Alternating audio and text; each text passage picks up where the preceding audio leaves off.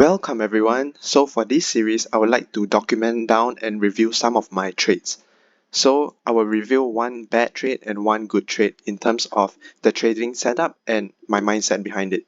I will first go through the bad trade. We can see that we are on the 2-minute chart and this is the QQQ.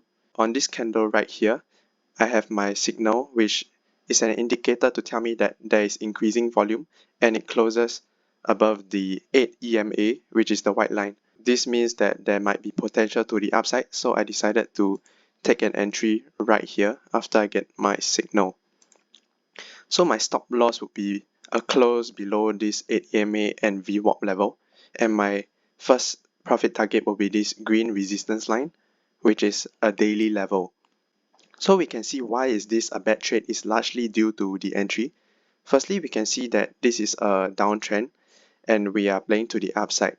Next, this candle is already touching the Bollinger Band, so it might be overextended on the 2-minute time frame. And lastly, if we draw a risk to reward ratio, our entry is here and our target would be right at this green line.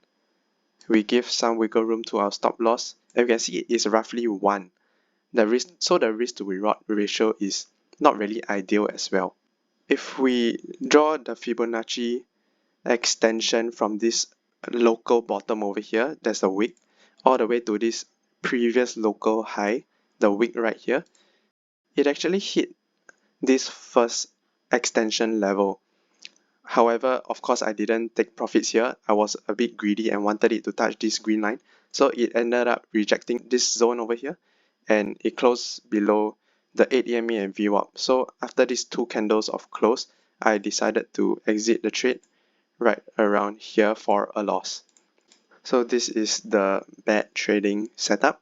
For the next trade, it is actually a continuation of the previous trade. However, we are now looking at the SPY instead of the QQQ.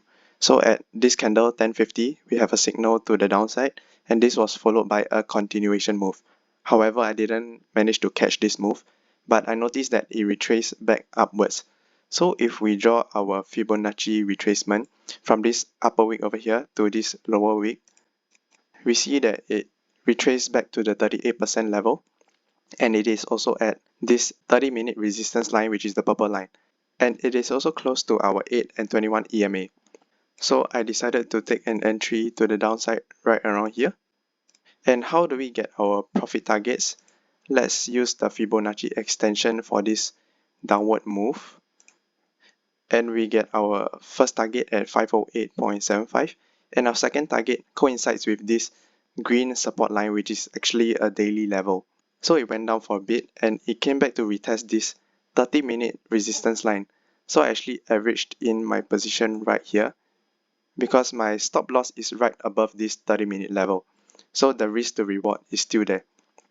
And after that, it followed by a big downward move all the way to this resistance line where I exited my position somewhere here.